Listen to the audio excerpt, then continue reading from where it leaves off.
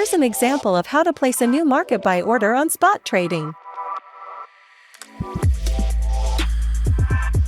Go to the left side of the terminal and select your preferred currency pair. Click on the Market tab in this section. Select the amount and currency you'd like to buy in the field below.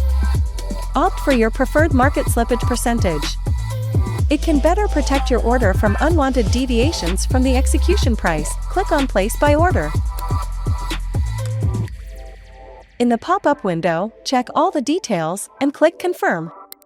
You'll arrive at another pop-up window, confirming the placement of your order. The market order will be filled instantly, and proceeds will be credited to your trading account.